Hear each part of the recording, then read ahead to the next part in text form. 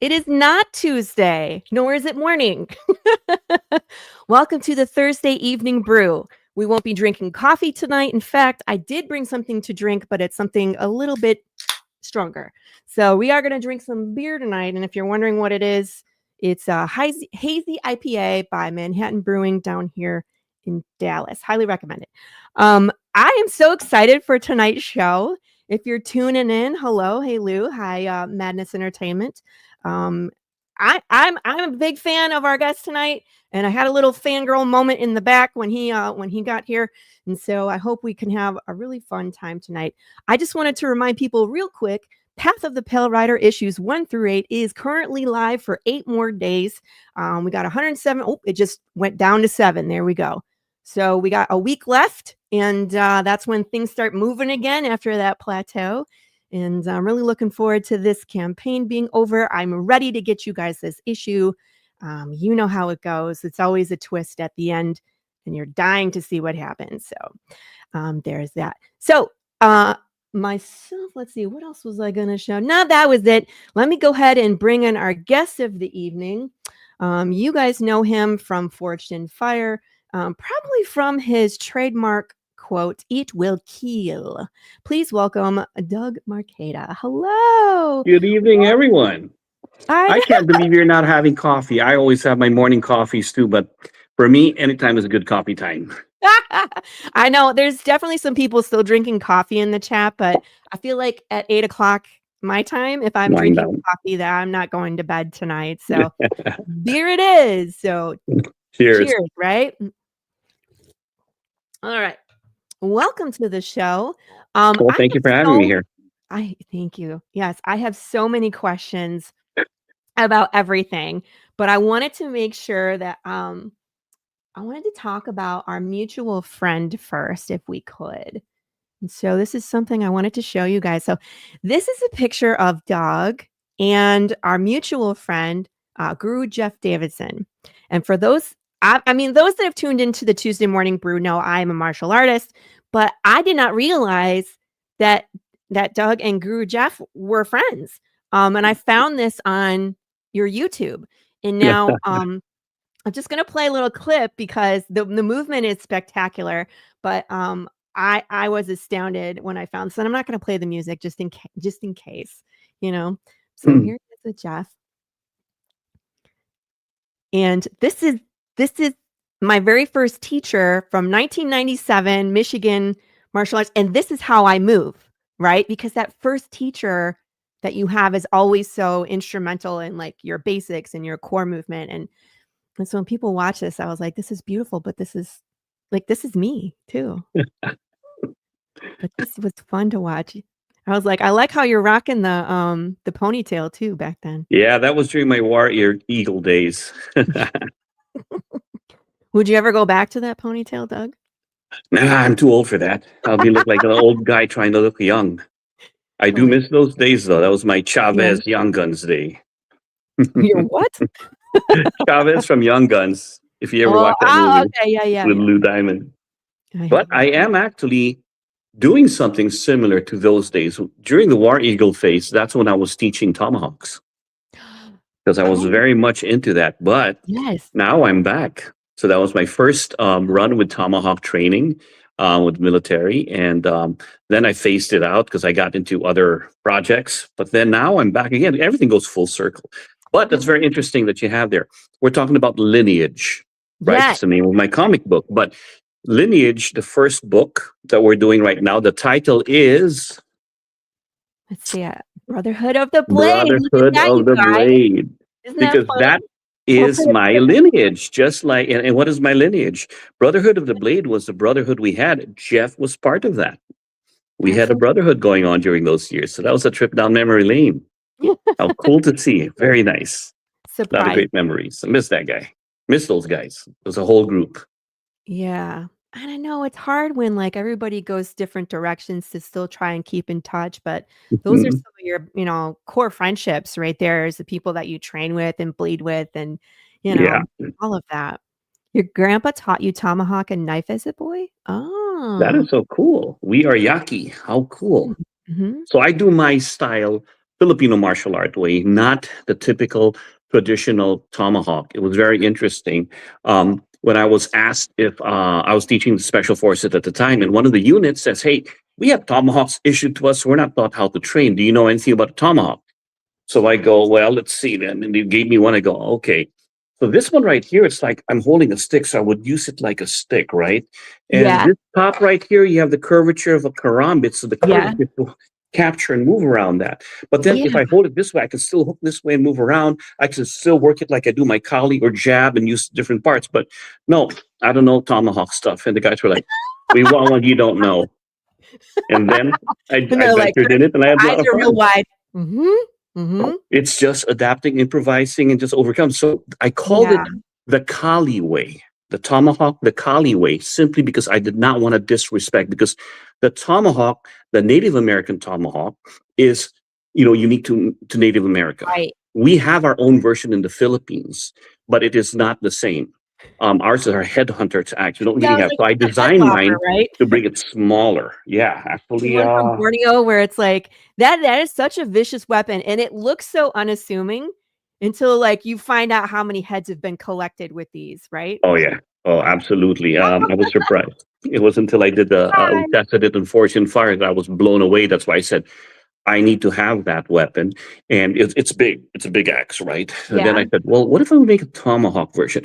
But I called it the Kali way because I didn't want to disrespect any of our Native Americans that know how to use a tomahawk. I didn't want to, because I was using it so many unique ways that they don't normally use it. They go like, "What do you do that? What's from taking Filipino martial arts?" I'm just adapting to it, but I want to make sure. And it was cool because I was in Florida doing a seminar, and had some Seminoles who showed up. Ooh. And I just wanted to say, just a Kali way. I hope you don't mind. I was like, we like what you're doing, man. Show us. Cool. But it's also like, what can you show me too? Like, that's one of the best parts of training with people is like, it doesn't matter what level. A lot of times they can glean something. They're like, oh yeah, I can you know what I mean? And then you can express it in your own way. And so the sharing. A true martial art gathering is where people think it's all about the combat. No, it's a shared passion. Mm-hmm. So what happens is, go, what are you going to do when you see somebody pull out their knife? Then I'll pull out mine, and we go, hey, let's exchange knives. Where'd you get this and everything? Like, how do you use yours? So we exchange that. It's the same idea. Is he like, hey, what's your karambit over there? See the difference? That's what we do. That's cool. So you get it. I do. I've been to many a seminar, and it's like that's just how it goes. You're immediately friends. You know what I mean? Exactly. It's a shared passion. We could be outside watching baseball, football, soccer, whatever, but here we are doing martial arts. Same passion, same idea. Right. And I was the two things I could talk about all day are martial arts and comics. So those are the two things I can just spend all day talking about. But I want to ask you some questions, of course. So you were doing martial arts, I'm sure, as a young man and then growing up. But how did you even get onto something like Forged in Fire, where you got to? That is the coolest job in the world, in my opinion. The best job. Right. What had happened was I had gotten into martial arts when I was in the military, and it happened to be a weapon system, and it was Filipino. I grew up in the Philippines. I never studied this because I had a fear of blades. I was not exactly in a very good situation growing up. I was in a gang, and I got accosted by a gang. I had very much a life-threatening situation faced by blades, so I avoided blades. Fast forward, I migrated to the U.S. I was in the military, and we had a little martial art gathering with my friends there, and we were kickboxing, and one of the guys is so good at it. So I go, can you teach me? And he goes like, yeah, it's called Kali. I'm like, cool, Kali, never heard of that. He goes, oh, it's Filipino. Wait, I'm Filipino. Oh, yeah. Then he goes like, it's called Arnis and Eskrima. Oh, Arnis and Eskrima, I know that in the Philippines. That's weapons. I'm like, I don't want to learn weapons. I just want to learn what you're doing with empty hands. Well, you want to be good at your hands, you got to learn how to use a weapon. I'm like, oh, no. But he was my friend. We were friends. He walked me through the paces. Just like we do in the beginning, we train with sticks, rattan sticks. This represents a blade. This represents a karambit. This could be a spear. It could be anything. It could be a rifle that's not loaded. It could be anything that you want it to be. But he guided me through it. Slowly, from the stick became the blade. And little by little, my fear of the blades disappeared because I realized it doesn't matter what's in my hand. What matters is what I do with it. Don't blame the inanimate object. It's neither bad nor good. It just sits there. It's what was used to it. So the memory of what I had, I blamed it on the knife, whereas instead of the situation I put myself in the situation where I was around that kind of mentality of fighting and all that, the gangs that we were around with, I suppose, but I blame the knife. You grow. Because this is part of the story that I also created. Now, fast forward, I never gave up on my martial art thing. And I was actually a military contractor for knife combatives. And we had a big contract to go. And I quit my job in the medical field to go full time. But then there was a little wait. Fortune Fire called. They were looking for an end user. They've seen my videos on YouTube. Probably one of those things, right, that you saw. Right. I've been doing weapons with Jeff too, and the rest is history. That's so crazy. And I mean, like, how many episodes of Fortune Fire did you do? We have over 350. We just released our 10th season last August and November. We still have 12 episodes for an 11th season coming out this year. They still have to air it. And once that's done, then we're going to go back and start filming again. That's so exciting. What was your favorite weapon to use on the show? Okay, so you could do either like category or if you had a specific one. But well, okay, so I'm biased, obviously. So I designed a cortada, and that they turned that into a sword. My design into a sword. So the cortada is one of them. The other one is the headhunter's axe. That's very, as a matter of fact, I own that, the winner's one, because we were given a choice, and I go, that had such an impact on me. Seeing it as a child and watching it grow, but then how it performed, I wanted that. Everybody else wanted the very nice, claymores and all these other. I'm like, I want that crude looking thing right there. So I got to keep that because I designed that into a tomahawk. The karambits, obviously, we feature that on the show too. But I also love the Japanese katana, just because of the way of the bushido, the way Japanese culture, treats the blade as a soul of a samurai. There's a lot of that spoke to me. That's also part of my whole lineage saga. That's so cool. Taco says, you know what's funny? I was the one who grew up with martial arts, but my wife is the one who never misses Forged Fire. If we had a forge, she'd be making blades. She'd be geeking out right now. That's awesome. I'm the same. If I had a forge, I'd be out there making blades too. I really think that's a lot of fun to do. And I'm sure it's a skill that you need to work on over time. Like the guys that are on the show that can do it in like a drop of a dime, like reality TV show time frame, that's crazy. That's crazy to do that. But you know what? A lot of it's not how many years, it's how many hours you put in. And a lot of them are brand new to it, but they put so many hours into making the blades that by the time they get to the show, they're just as skilled as those who've been putting it for a year, but not making a lot of blades in a year. Gotcha. But doing it for years. What is it? Perfect practice makes what is that? There's a saying. You got practice makes perfect. Practice makes perfect. It's like perfect practice makes perfect. Perfect practice. And now, one of the other things I wanted to talk about before I bring up your campaign is your brothers. So you have 2 brothers, am I correct? Oh, I have 4 brothers. I know I stopped counting because my dad's all over the place. You're like, there might be more, but we don't talk. But I see RJ in a lot of your videos, and then there was one, which you're so silly, by the way, which I love. His birthday, when you put up a picture with him with the Barbie in his hand, I lost it. I was like, that is what a brother should do, right? Yeah. So I'm wondering your relationship with your brothers, how much of that is included in the story and lineage? Well, it talks about brothers that are in lineage and the brotherhood that's in lineage. There's a lot of it. All my brothers, all of us did some kind of martial art. My brother RJ studied with me. Jason studied with me under same teachers. We had different teachers at the same time. My brother John doesn't do martial art, but he's a shooter. So we're always very competitive.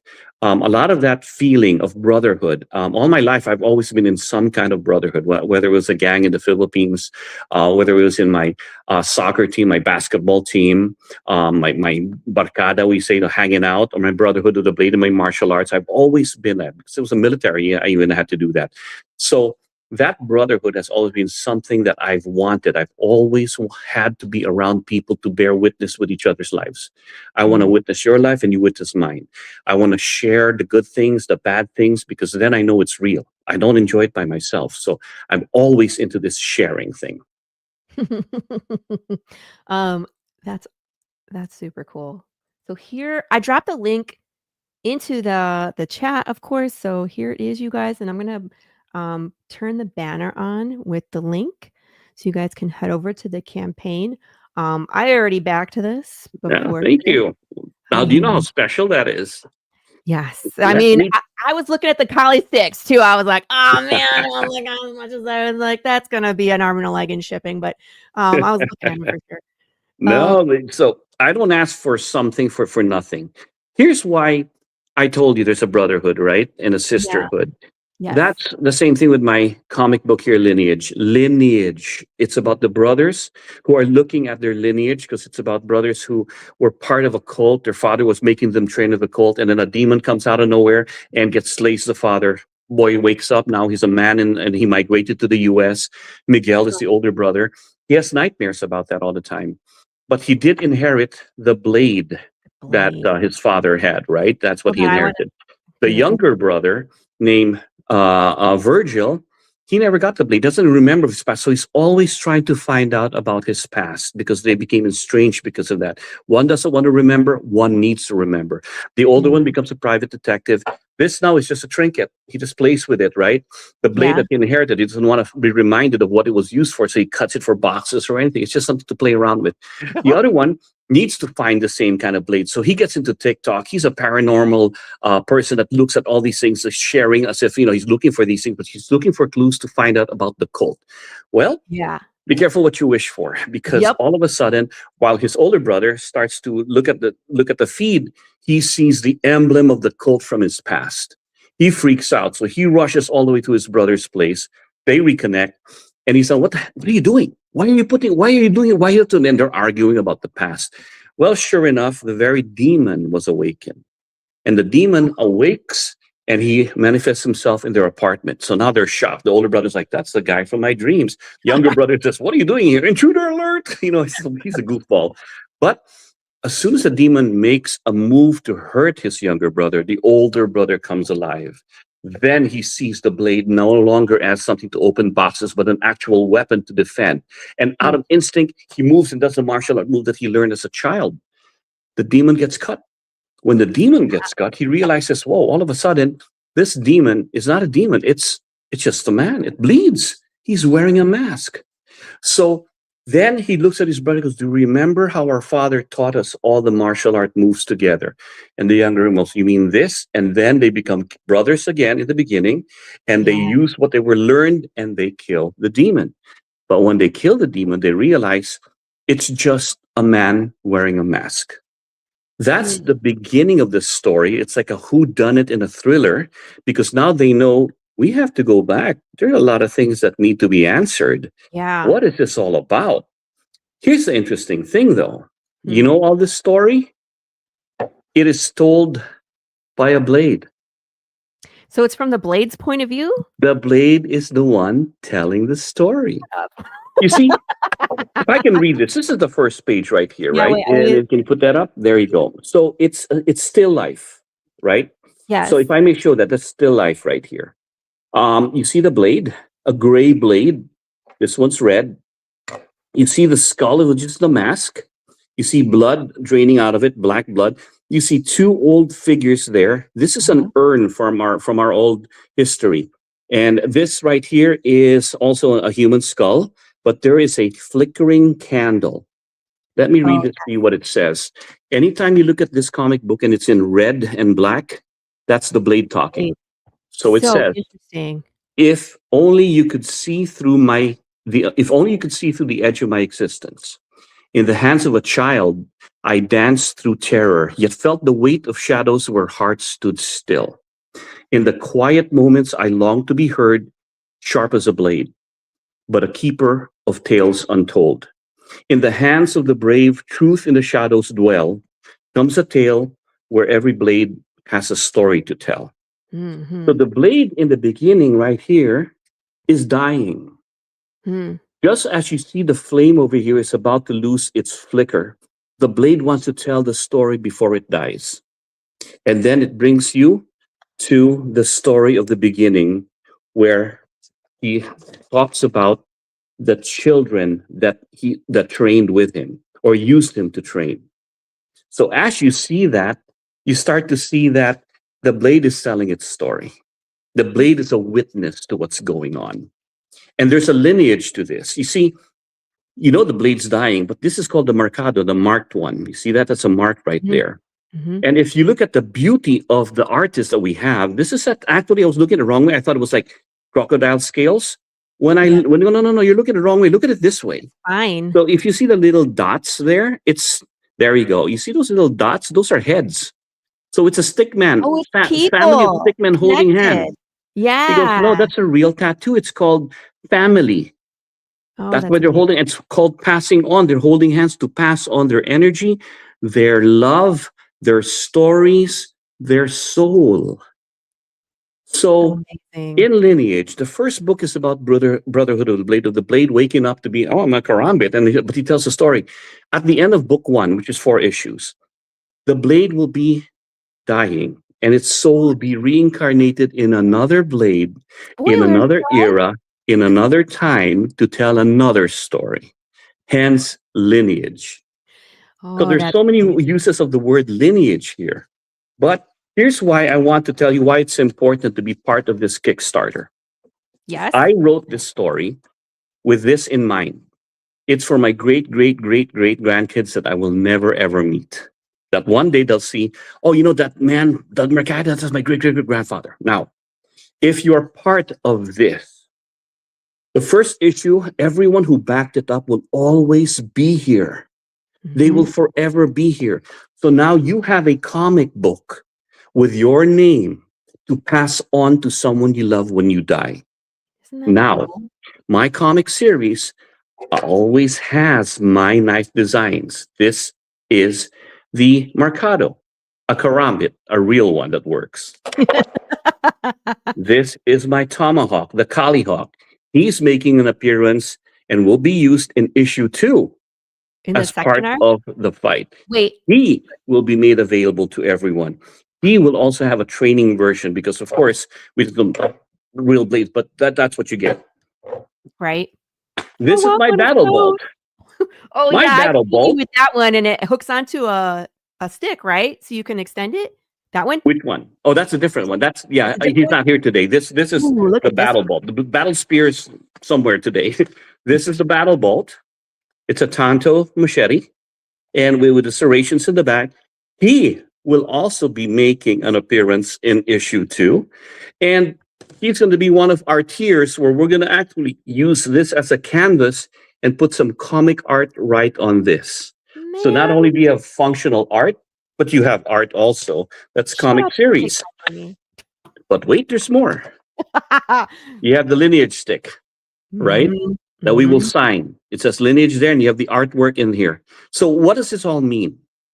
This means that not only if you're part of our whole group, will you have a comic book with your names to have to pass on, you'll have the characters to pass on. You'll have the other things that were to pass on to your loved ones when you're gone. That's why. You see, if the blade in bladesmithing, when they make it and they pass it on, to them it's meaningful. They put their heart and soul into it.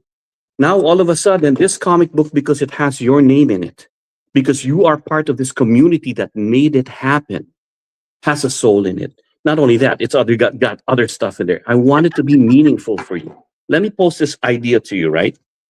Imagine Game of Thrones when they made a comic book, or Star Wars when they made a comic book. Did George Lucas ever say, hey, join me and put your name on the comic book so that forever you'll be part of it? No. Yeah. Or Game of Thrones, right? No. Me? No. Yes. I will give you an opportunity to be part of this whole saga, because you see, this is only book 1. Right. Book 2 will be about a different blade in a different era. Who knows? Maybe it's a Viking axe. Maybe it's a katana. Maybe it's a kukri. Who knows what the story is going to be? But you will be part of that lineage.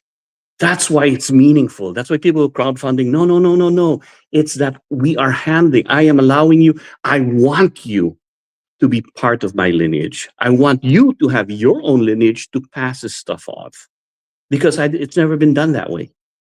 That's how I want to do it. I also feel like my girls, because I have 2 kids, they're both girls, might be a little weirded out when someday mom dies and they get this giant knife collection, but, oh, well, Yeah, deal because with this is it. what mom loved to do, right? This is what, and it's cool. I mean, that's the coolness of it all, and everyone will be part of it. Because, I mean, if you can't have a feeling or some attachment to something, they're just things. They just become junk. But Right. what's meaningful to me can be meaningful to those I love if I tell them why. Right, right, if there's that connection, Hmm. your image where everybody is connected and And passing it's things on. functional. It's something stuff you could use. Right, just don't use my knives to open boxes, please, right? Yep. I wanted to show this today, as a cool incentive. Jeff mentioned this, that the first 50 backers, there's a free, red spot foil variant of issue 1. So that's amazing considering, we're at backer 29, so there's opportunity for you guys tonight to get Yeah. in on this. 25 more and you'll get that red spot, which is kind of cool. It's a cool idea. It Yeah, shines when you move it around. I don't have that issue with me yet. But the and you art that was just put never in do it. here was amazing. Yes. So I was very lucky because you see, I wasn't into comic books at all. In the Philippines, I couldn't Yeah, afford comic books. So I would watch it through my friends. Now, fast forward, I got into the comic book world. At San Diego Comic Con was the first time we made the announcement. And I was sitting beside someone who was some artist, on Comic Con, and he had his stuff there. And I thought, it's really good stuff. But I looked at it, and he looked at myself. He goes, "Oh, you have a good artist there." I go, "Really?" Because I can't tell the difference. They're all good to me, right? He goes, "Yeah, yeah, it's pretty good." And then somebody goes, "Trust him. He knows what he's talking about." Okay, mhm. you know who that person was? Who? Will Sportasio. Oh, okay. Okay, right? Who's Will Sportazo? I didn't know. I had Mhm, a legend right here. He's like the Bruce Lee in mhm. martial arts and in a legend in comic books telling me Oh, that's good. I'm like, I didn't know that. Had I known, I would have we got to work together because we found a lot of commonalities. So yes, in the future books, I want him there. We have a connection. But had I known who was beside me, because like I said, it wasn't my world. Now I know. isn't that funny? Well, how did you find your team? Okay, let me back up. So you have this idea for a story, right? And Hmm. now for me, I would think that you're on Forged in Fire, that the natural progression for you would be write a screenplay and take it to production company because you're already on screen. Um, so Very how did you intuitive. go to That's comics? that's how it happened. So, first up, my journey in the martial arts has taken me back to Philippines, Indonesia, other Southeast Asian because I had to learn about the blade.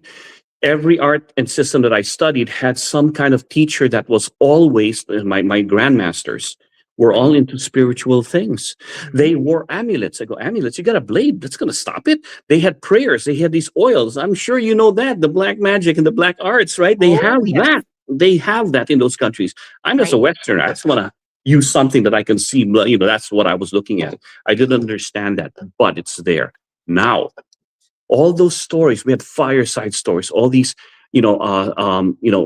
campfire stories that are talking Mhm, about all these mysticism and everything. I took into all those stories. So my writing of this, it's all in there.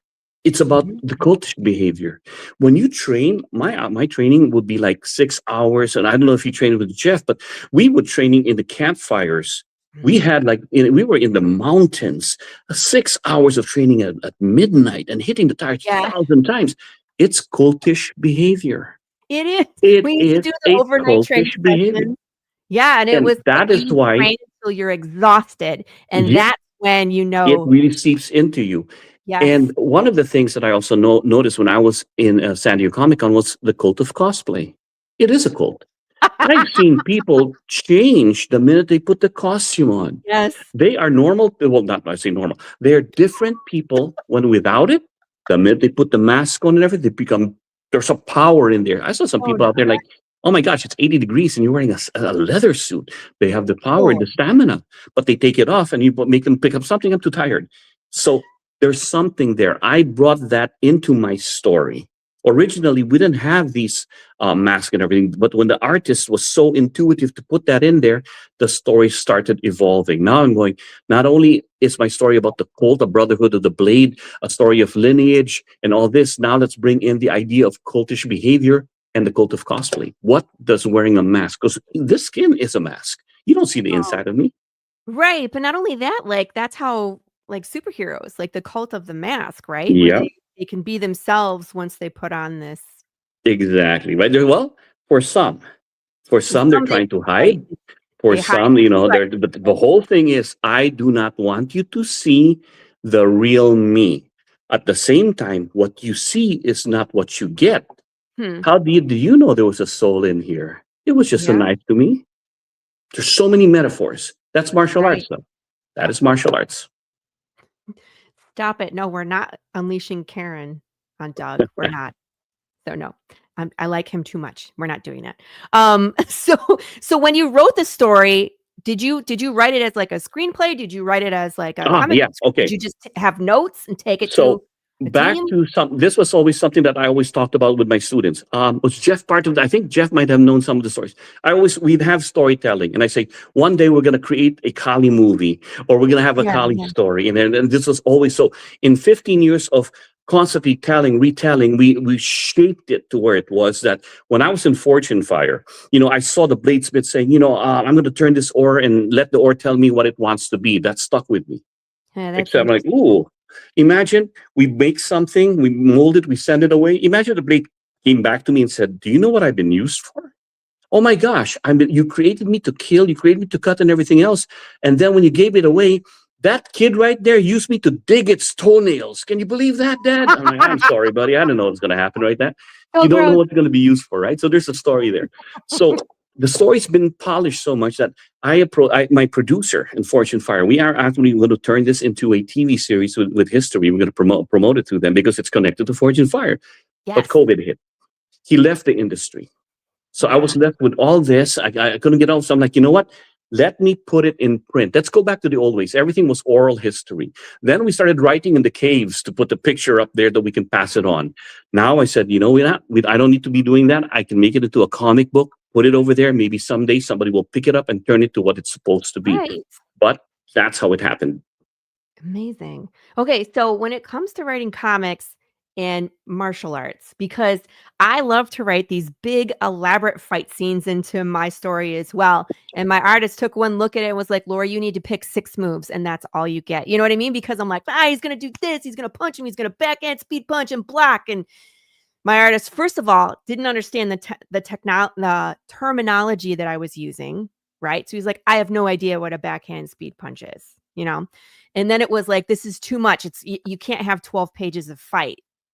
Got to pare it down. So how do you address that in your book? Because I know you've got good question. So my artist is a man of the land. He's a venturer. He goes out, takes people on these excursions all over the fields. He knows the tribesmen. He knows everything about the land. But he's and all the tribes of the Philippines, right? But he's not a practitioner of the arts. So what I did was I videotaped my brother and I were training. I go, I want to do this cut here, and I'll put you on the lock. And this is how we can destroy. I want the stabbing in here.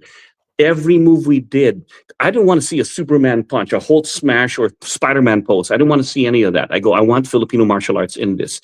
So what I did was have him freeze frame the comic art, right?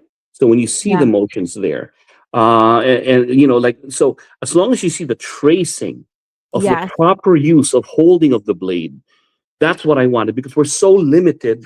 And we have our bows, you know, the Filipino martial arts bows. You notice this is the Philippine flag. That's he added a lot of things here, but even the way our legs are positioned. So I did everything with our motions here in our training.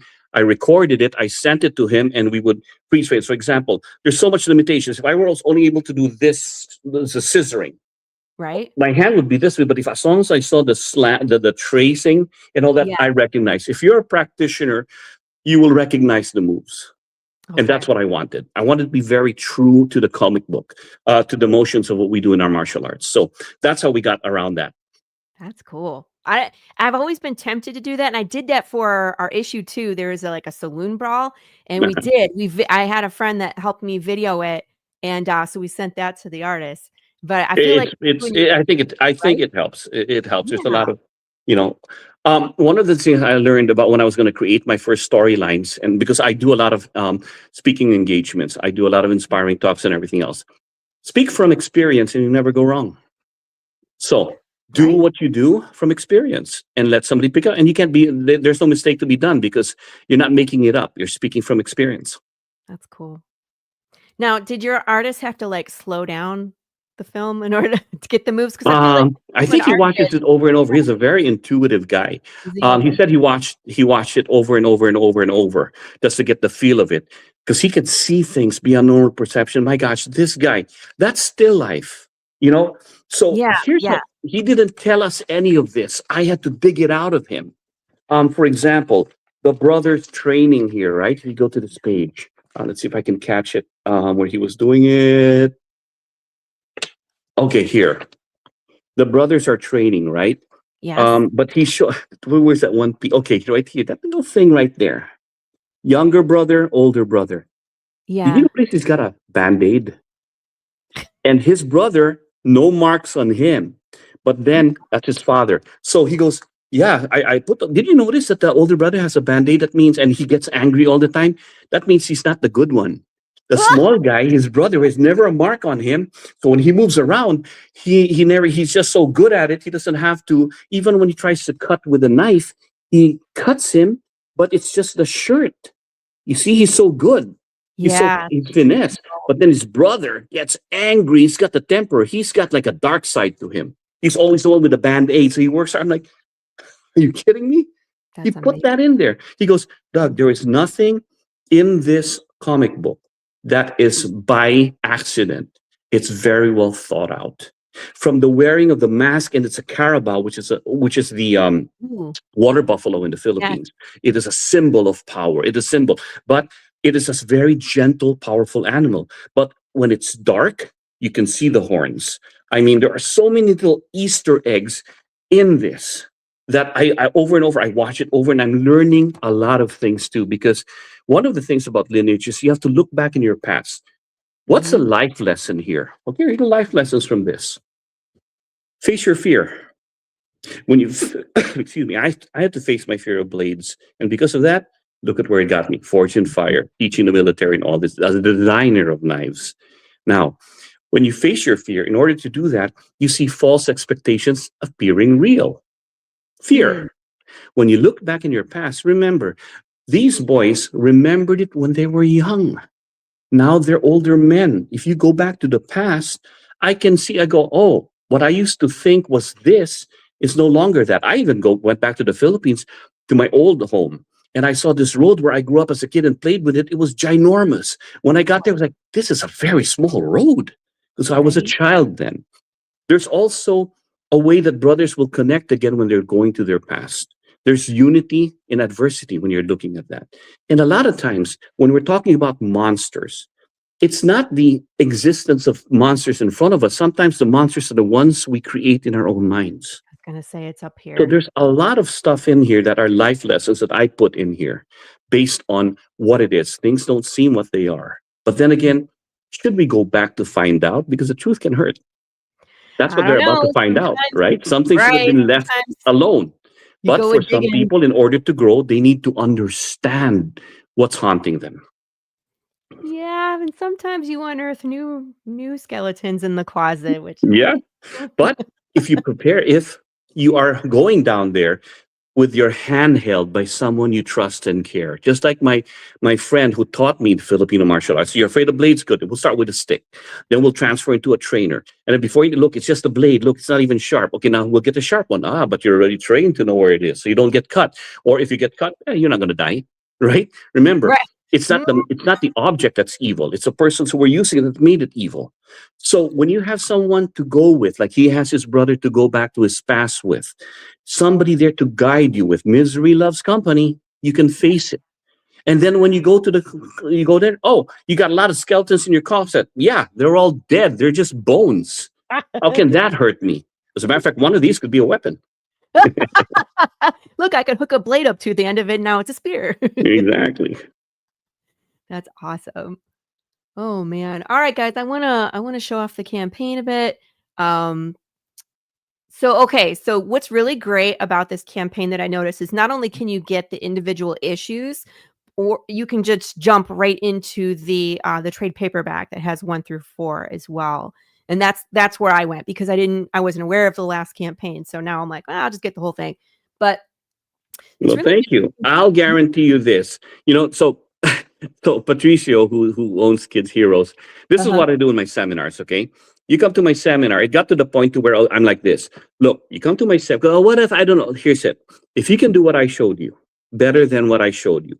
If you can go to my seminar and prove that it doesn't work, the seminar is free. That's how confident I am about what I do. But I do that in my seminars. Now, I told Patricio, if they come in and they like the story, so if they don't like the story, we'll refund them. He goes, that's not a good business model. I'm like, no, I've been doing this for 15 years. The story.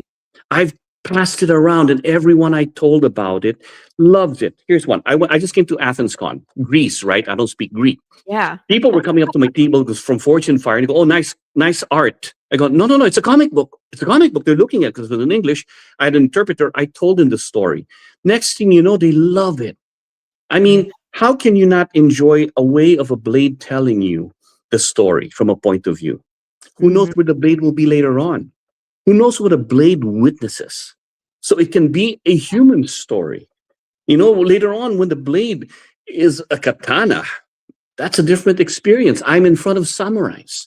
Right. Or what if I am just a regular blade? Now, what if I'm a butter knife? I think I'm a warrior. That can still see some things, you can. Exactly. But the storylines, what it witnesses. And it takes you, allows me to take you all over the world in different times, in different eras, and different stories. So this is a journey worth taking. Trust me. I've been doing this for a long time. And I love how it's so connected with Fortune Fire, because they pull blades from all different times and all different cultures. Exactly. I mean, the history of it. And so you just have this, should I say, plethora of blades. Now, the more my research of doing all the iconic weapons from history took me to places where there are, Excalibur. What's that all about? With the connection to Lady of the Lake, the Sword of Mars, Perseus' sword. So there's a lot of mysticism and a lot of history in blades. Now, blades can also be a status symbol. You could be wearing that, and it tells you where you are, what's your class symbol in the country. Flags of countries have swords. It's very symbolic of not just war, but about heroism, about integrity, about honor, about sharpness. And also, just because it's a sharp blade doesn't mean that I can't cut cake with it. Big cakes, right? But at the same time, what do you open your box with? You don't open your box with the teeth. You get something sharp. So we are all using blades all the time because we were born without claws. Our teeth will ruin if you try to use it. So this has always been part of us. But this has never had a chance to tell us a story. a story. Now it does. We gave it a voice. We will give it a voice. It is an amazing, amazing idea. When I was in college, I took metalsmithing, and that was actually my major was Bachelor of Fine Arts, but my specialty was metalsmithing.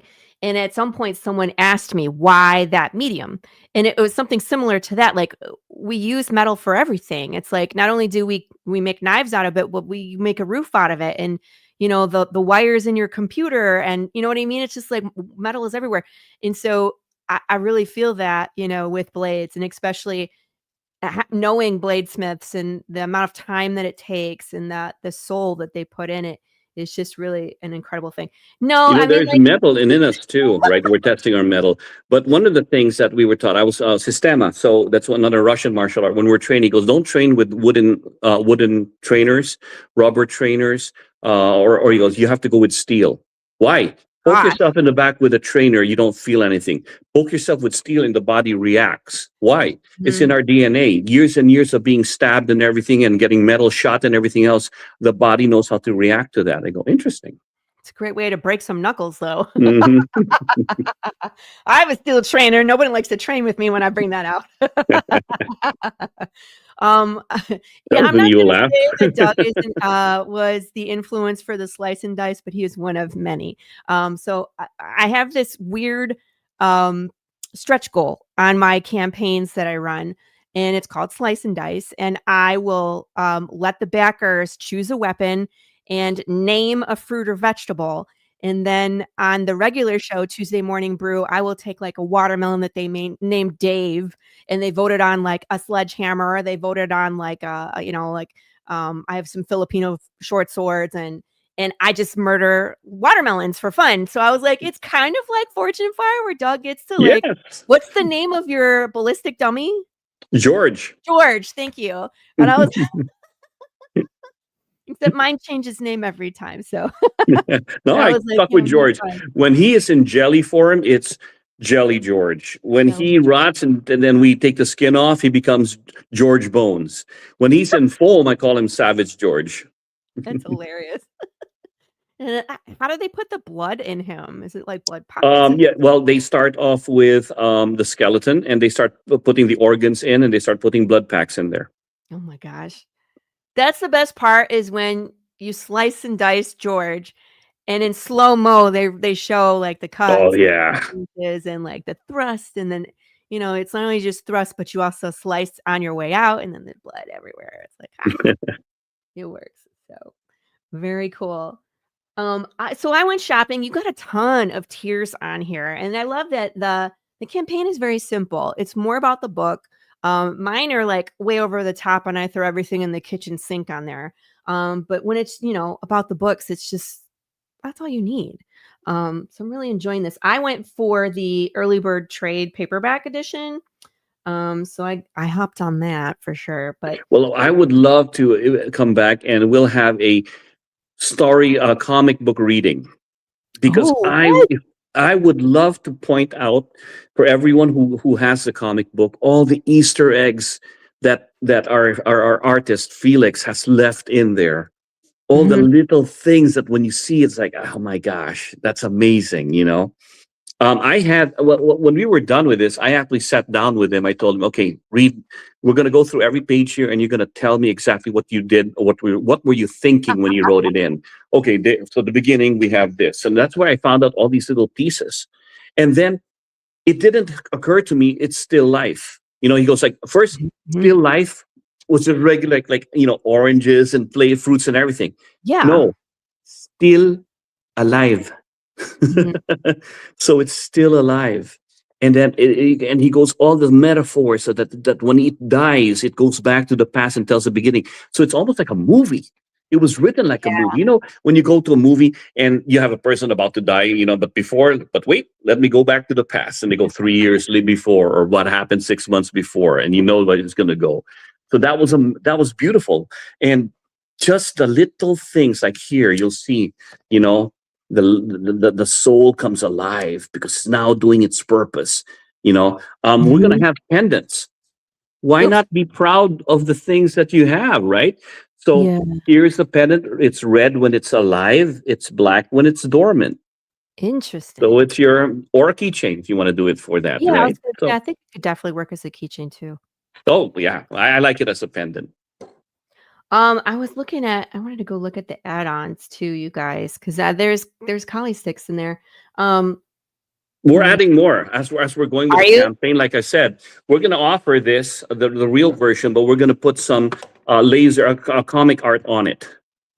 So you'll see some of the comic book art will be lasered right onto this one here, so that you can display or just came up with an idea like, let's do that. I love it. Yeah.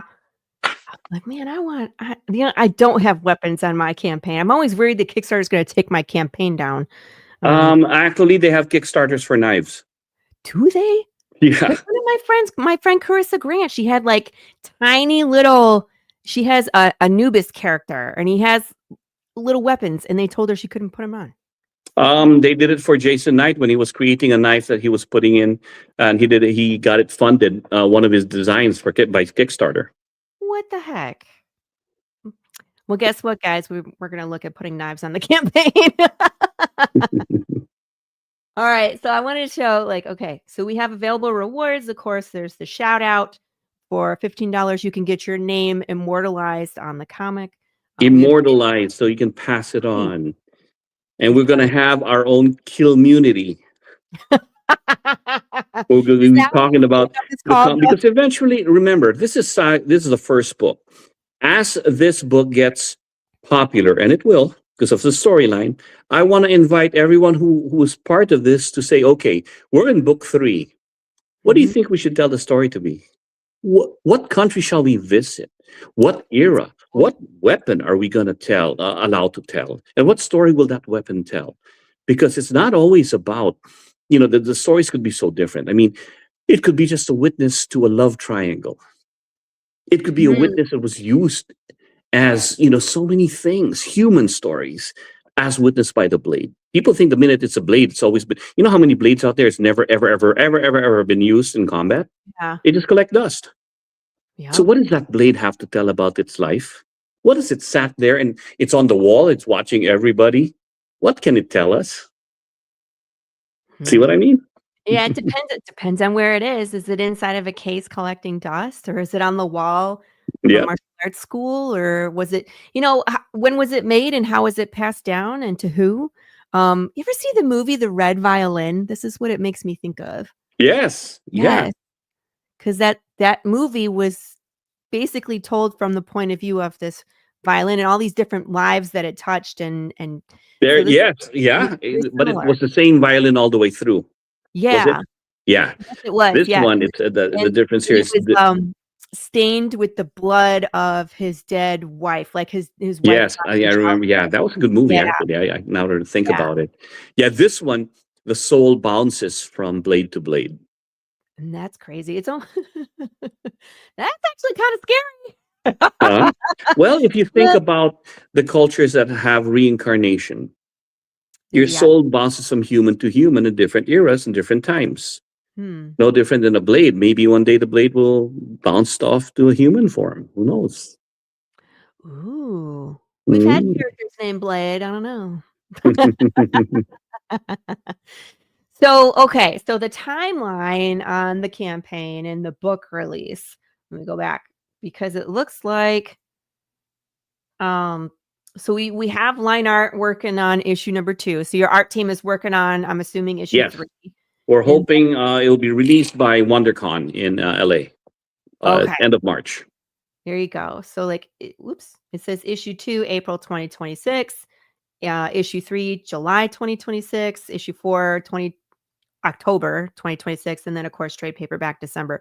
And it takes time to do all this art and to go to edit and color and letters and definitely to print. So we have a great team. I'm on them. We're all OCD. But the stories, the writers, we've been talking. I mean, this is all laid out, so it's just a matter of them helping me make it make sense. Because I'm not just an action guy. If the story sucks, you lose me. It's gotta have a story. I'm always about the story. Nothing beats your imagination, but we happen to have a great artist. So we have a great artist, and we better have a great story to tell that flows. When I first had my outline, there were like little holes here. And like, well, how convenient that they needed that, and it appeared. It's got to flow to make it sense. It's got to be something that is plausible. I can tell that you are a plotter, not a pantser, when you write. Are you familiar with those terms? You know what a pantser is? They sit down and they just write by the seat of their pants. So I can tell that you definitely plot out your story. That's how I write. Big time plotter. I get how do I say this? Very inspired when an idea hits, and I gotta get that plotting. Yeah, I'm a plotter. Interesting plotter. Yeah, that's and I love that you brought up the fact that it has to have a story, because that's another big debate in the comic book world. What's more important, story or art? And I'm in the team, they both matter, because the art is what gets people's attention, but the story is what keeps them coming back.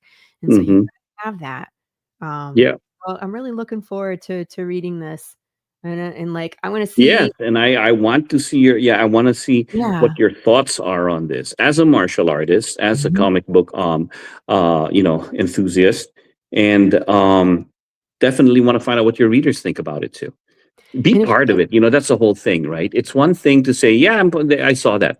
Now let's make it interactive. This is the last quarter yeah. of my life. So everything that I do has to have some kind of purpose and some way to actually be passed down.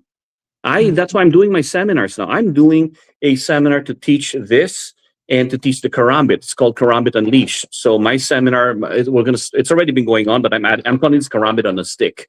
But I'm teaching this in Florida. It's a series. It's going to be going. I might be teaching it also in San Diego Comic Con. You got to know how to use it at least, right? No real ones. They'll all be trainers. Right.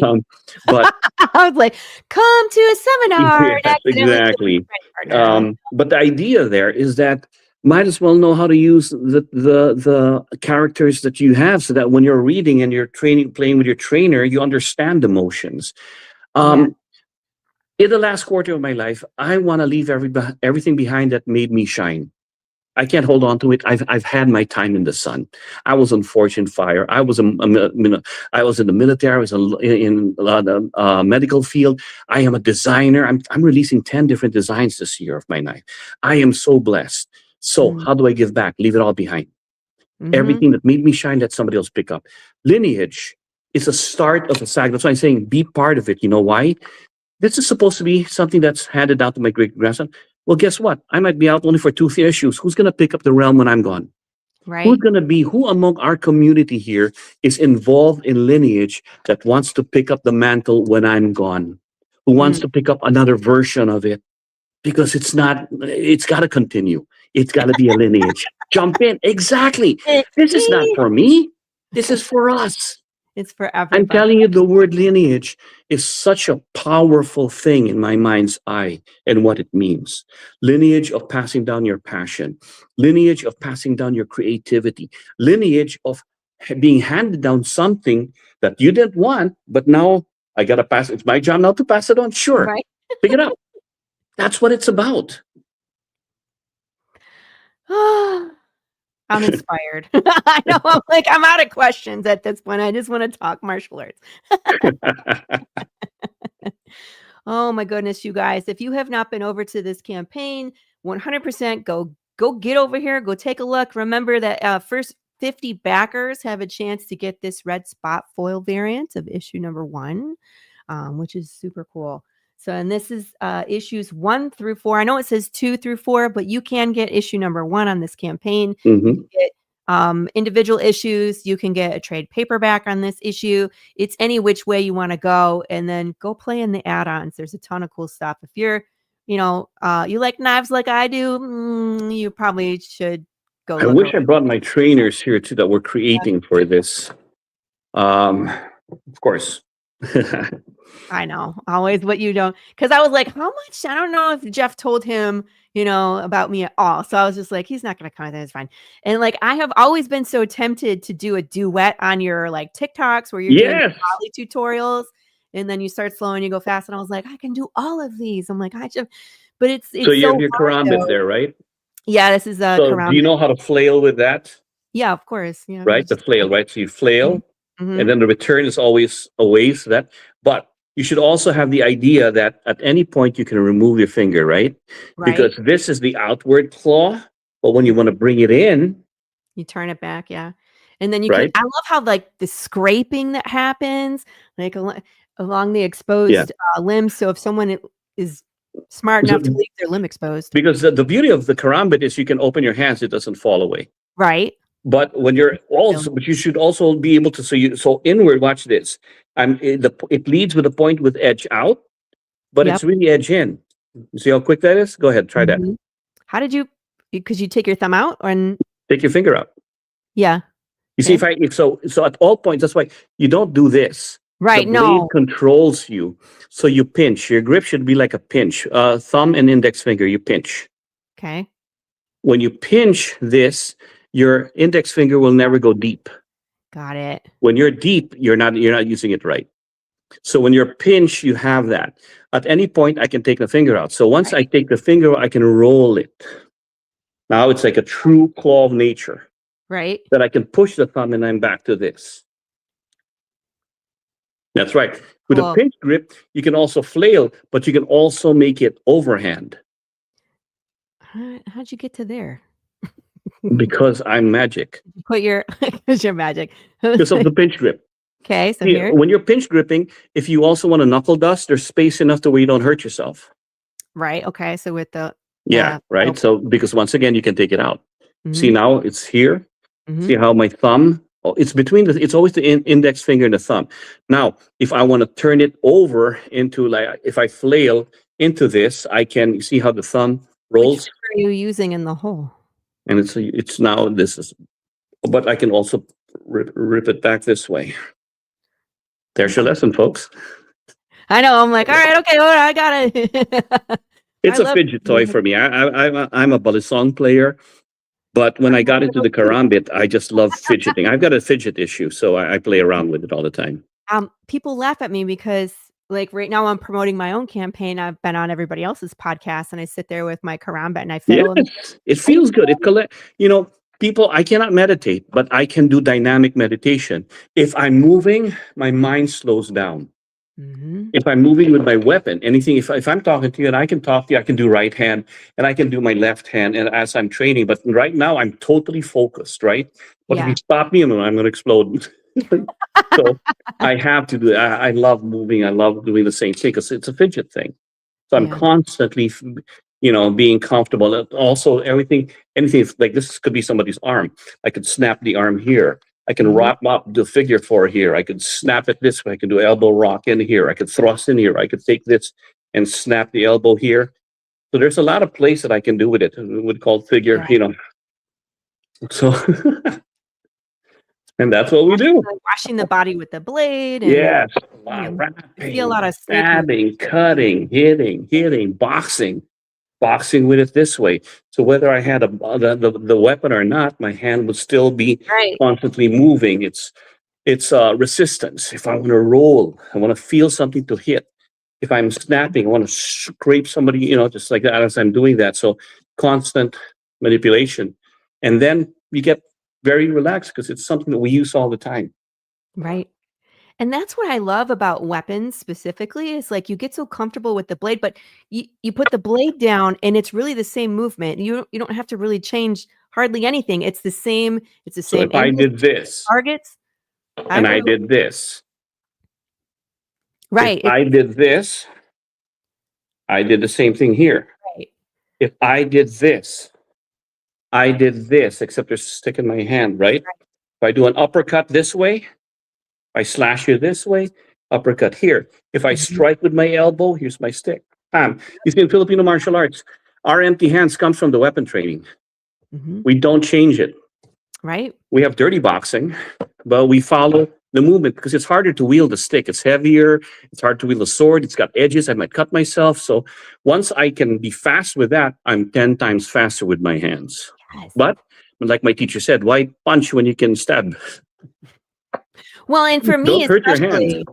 I like that distance. Obviously, I'm smaller than usually my opponent, and they have a longer reach. So that weapon is really great for me to have to create that distance. And then, of course, footwork. Footwork is key. All that. Well, weapons are force multipliers. Inanimate objects are force multipliers. So if I gave a blade, if I had a 5-year-old punch, it's a 5-year-old punching. If I have a 90-year-old punching, it's a 90-year-old punching. Now put a knife in there. We don't care. The knife is sharp and dangerous. It's a force multiplier. Yeah. And that's why I like to carry weapons. Well, in the beginning, you study different kinds of weapons. But then when you realize it's something I picked up that has an edge, it can lacerate. It's got a point, it can thrust. It's flexible, it can wrap around. They're all tools. You know why? It's not the weapon. There's only one weapon. I am the weapon. And now everything is a weapon. Everything's a tool. One weapon, me. Okay, all right. Let me rephrase that. Anything you pick up can be used. It's a tool. Because what happens when you say a weapon, you're going to zoom in and focus on an inanimate object. So, officer, what happened? Or what happened? Well, he had a weapon in his right hand. He goes, no, he had an edge weapon in his hand, but he can still punch with this. He can grab with this. He can poke your eyes on everything. His whole body is a weapon. But you focus on this because you called it the weapon. No, it's a pokey tool. And that's so dangerous when people get that tunnel vision, because a lot of people carry more than one weapon. And they're showing once again, it's not about the weapon. It's about how I'm going to use it. So you see, you focus. So I can do this. You really are worried of this. So you're focused on this, right? Pang. You forgot I can punch you. You forgot I can knee you. You forgot I can headbutt you. But I let you. Look at the birdie, pow. Exactly. But you could also have another knife.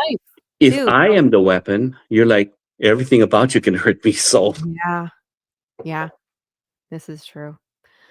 Doug, thank you so much for coming on. I could keep you on the show for another 3 hours, honestly. We'll do this again. We'll see where we are, and we can talk about the comic book. You backed it. I did. Let's talk about it. Part of the lineage. But I mean, if you want to come back on and do like a live reading of the issue, we're more than welcome for that. I would love to do that. Yes, Jeff is our man, so hook him up, and then we'll come back and do it again with your audience. Thanks, by the way, everybody, for being here and allowing me to share my madness. And how refreshing is this? So we know Jeff. Well, and I know we have to find Jeff as well. I have his number, so I'll definitely send me the link to this, and I'll shoot it out to him. Okay. And I'll send you my maiden name, because that's probably what he remembers me. Obviously, I'm married and have kids at this point, but he'll probably be like, "Wow, that's a blast from the past," because I haven't seen it since probably 2001. I know I was trying to get there. So it's funny that you said your madness is because our network is called the Madness Entertainment Group, and we have 40 shows. And so if you ever want to go on a show and promote stuff, we got you. We got a lot of different shows, so you can always please tell Jeff. I have to go through him, so please, I'll remind Jeff of this madness. Oh, he knows we exist. That was me on his door, like, "Hi, Jeff, I would like to talk to Doug. I would very happily promote him on my show." And he was like, "He's only available at night." I'm like, "Cool, I'll make that happen." Awesome. But thank you again. And you guys, you have the link. Head over to guys, show it be some love. part of our movement, of our storylines. Be active in it. Make this something that your name will be engraved in it forever, and that this is not my lineage. Make it our lineage. Something you can pass on. Cool. Thank you so much. All right, guys. Yes, thank you. Thank you. We're going to close out the show. And as you know, be excellent to each other. Kiss your babies. And we'll see you back on the show Tuesday Morning Brew, 11 a.m. Eastern Standard Time. We'll catch you then. All right. Thank you so much. I'll push the button.